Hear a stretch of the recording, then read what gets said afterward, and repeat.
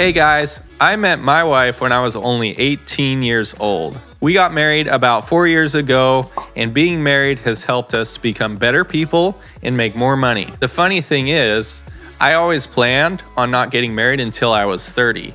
So what changed? It all started when I took certain steps to prepare myself for marriage, and then I ended up meeting my wife a lot sooner than I expected as a result of those steps. Let me share those steps with you now.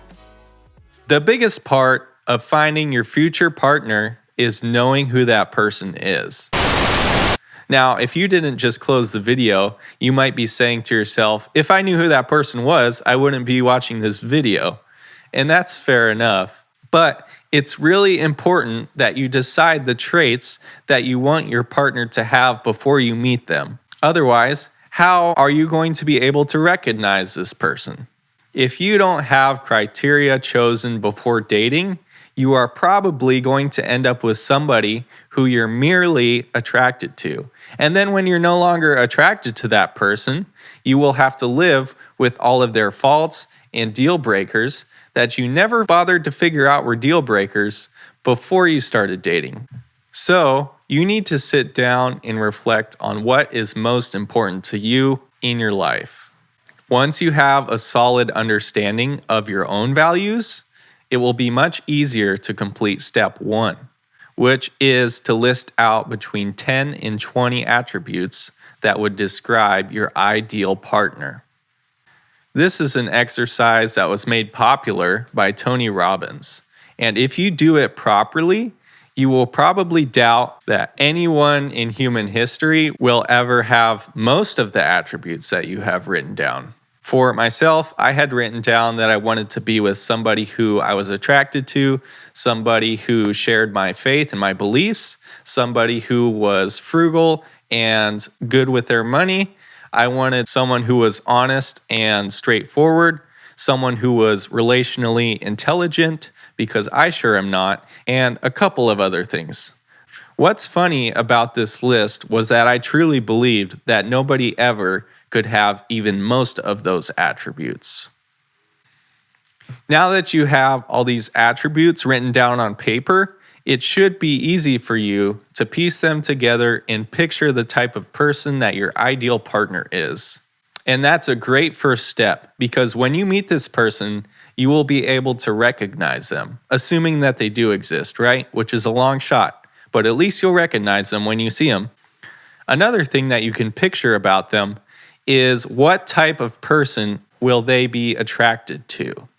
Now, do you think that there's a chance that they would ever be attracted to you? Now, if they wouldn't, then you need to become that person as quick as possible. If you somehow meet this unicorn of a person that you have written down, they're not going to be interested in being with you.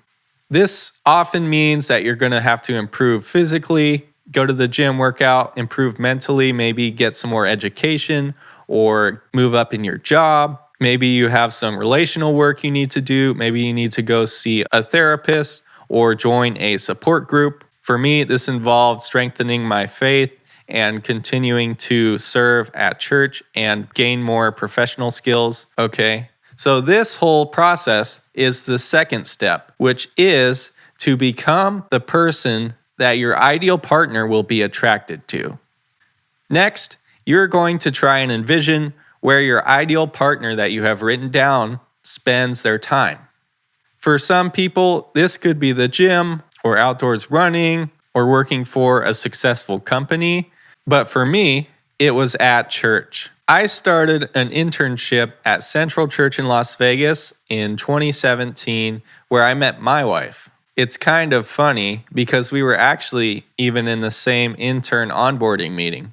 We didn't actually become friends until over a year later because we were working in different parts of the church. But once we started to hang out on a regular basis, I quickly realized that she checked every single box. She had every single attribute that I had written down a few years earlier. And in a lot of respects, she had some of those attributes to a more extreme degree than I ever thought possible. In a lot of ways, she was much better in reality than I had written down. And this relationship was made possible by the first two steps that I've mentioned, but also by the third step, which is to spend time where your ideal partner would spend their time. But to finish the story about my wife and I, we ended up getting married less than a year after we started dating because we both knew very soon that there would be nobody better for either of us as partners. And what's funny about our marriage was when we got engaged, we were planning on having a longer engagement. And when we were praying about our wedding date, we kept feeling that we needed to pick a date that was only 3 months out from when we got engaged, which seemed pretty odd at the time and way too short for either of us. But what's funny was we ended up getting back from our honeymoon right before the shutdowns in 2020. And that was a huge blessing. If you know anybody who was trying to get married with all the restrictions in 2020 and 2021. But anyway, to recap, the quickest way to meet your ideal partner is to list out 10 to 20 attributes about that person, then to become the person that your ideal partner would be attracted to when they meet you, and then to spend your time where your ideal partner would be spending their time.